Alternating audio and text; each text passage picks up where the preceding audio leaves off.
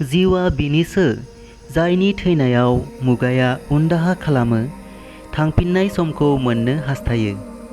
बिब्दिनो बे सैथोआ जोंनि गेजेराव जोनोम लायो, थैयो, नाथाय अराय नेरसोन जानानै थालाङो।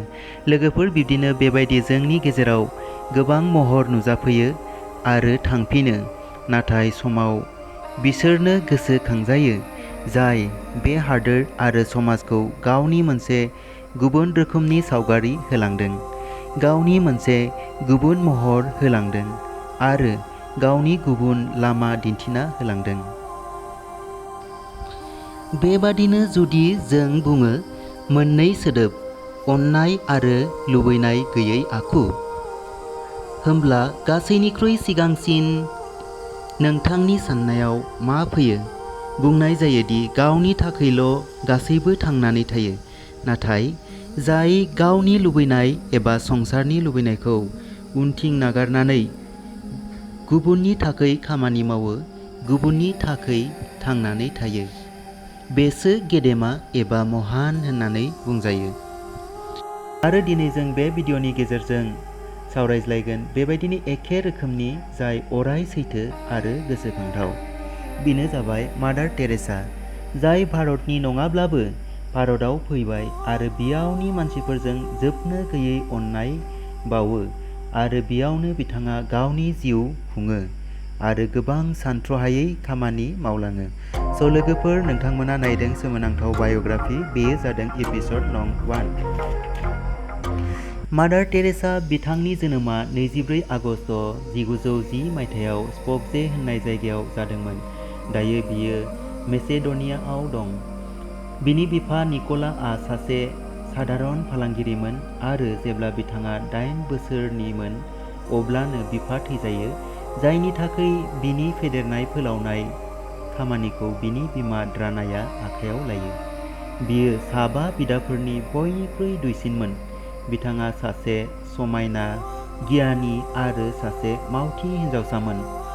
फरायनायजों लोगोसे मेथाइ खननो बिथाङा जोबोद मोजां मोनोमोन आरो बेबादि फोथायनाय जायोदि जेब्ला बिथाङा 12 बोसोर बैसोल'मोन, होमब्लानो बिथाङा गावखौ हमदां हादोंमोन दि बिथाङा गासै जिउआव मानसि सिबिनायाव गावनि जिउखौ बाउसोमगोन आरो बिथाङा 18 बोसोर बैसोआव सिस्टार अफ लरेट'आव नुजाथिनो थांखि खाबाय। बे थांखिखौ लानानैनो बिथाङा आयारलेन्डआव थांबाय, जेराव बिथाङा इंराजि राव सोलोङो। सिस्टार टेरेसा आयारलेन्डनिफ्राय 6 जानुवारि 1929 मायथाइयाव कलकातानि लरेट' कनभेन्टआव सफैयो। बियो सासे फोरोंगिरिमोन आरो बिथांखौ सोलोंसाफ्रा गोबां मानियोमोन। बिथांनि गोसोआ फोरोंनायाव गोबां गोदोहाबबायमोन, मानोना बिनि खाथि-खाला सेराव थानाय दुखिया, हावरिया, राहा गोथे जानांनायफोर, बिसोरखौ नुना बिथांनि गोसोआ असान्थि जादोंमोन। 1943 मायथाइयाव गोबां अनजिमानि सुबुंफ्रा गैजारोङै जानानै सैनांदोंमोन। 1944 मायथाइयावथ' हिन्दु-मुस्लिम दावहायाव कलकाता सोहोरनि थासारिया आरोबाव गिख्रंथाव महर लायो। बोसोरनि 1946 मायथाइयाव बिथाङा हावरियाफोर, राहा गैजायैफोर आरो बेमारिफोरखौ जिउ जोबजासिम मदद खालामनो थांखि खायो आरो बेनि उनाव मादार टेरेसाया पाटनानि हली फेमिली हस्पिटालनिफ्राय गोनांथि नार्सिं ट्रेनिं कमप्लिट खालामो आरो 1948 मायथाइयाव कलकाता फैफिनो आरो बेनिफ्राय सेथि बारनि थाखाय बिथाङा तालतलाआव फैयो, जेराव बिथाङा गैजारोङै, गोरिब बोराय-बुरैफोरखौ जोथोन लाग्रा फसंथानजों लोगोसे थायो। बिथाङा बेरामिफोरनि गाराय सुयो, बिसोरनि मलम लागायना होयो आरो बिसोरनो मुलिफोर होयो। लासै-लासै बिथांनि खामानिफ्रा मानसिफोरनि गोसोखौ बोगथाबो। बैफोरबादि सुबुंफोरनि गेजेराव भारतनि मुख्य मन्त्रीआबो दङमोन, जाय बिथांनि खामानिनि थाखै बाख्नायो। मादार टेरेसानि बादिब्ला, बे खामानियाव आगान होजेननाया गोबां गोब्राबमोन। बिथाङा लरेट'खौ नागारखांबायमोन। बिनियाव थोजासे गैयामोन, बिनिखायनो बिखौ उदै सुफुंसासिमल' गुबुननि थाखाय खामानि मावनो गोनां जायोमोन। जिउनि बे गिदिर खामानियाव गोसोआव गोबां रोखोमनि गुलाय-गुजाय नुजाखाङो। गावखौ हारसिं मोनदाङो आरो लरेट'नि सुखु गोजोनाव थांफिननोबो गोसो जायो। नाथाय बिथाङा जेननायखौ मानिना लायासै। 7 अक्ट'बर 1950 मायथाइयाव बिथांनो भेटिकाननिफ्राय मिशनारिज अफ चारिटीनि गायसननायखौ गनायथि होयो। बे फसंथाननि मुल उद्देश्यआ जादों रसा नांनाय, न' गैजायै, खाना लेंग्रा, जि-जोम गैजायै आरो समाजाव जायगा गैयै नागारजानायफोरखौ हेफाजाब होनाय, जायनि थाखाय समाजाव जेबो जायगा गैयामोन। मादार टेरेसाया निर्मल हृदय आरो निर्मला शिशु भवन मुंजों आश्रम खुलियो। निर्मल हृदयनि खामानिया असहाय, बिमारि, गैजारोङिफोरखौ सहाय खालामनाय, जायखौ समाजआ बाहार खालामदों।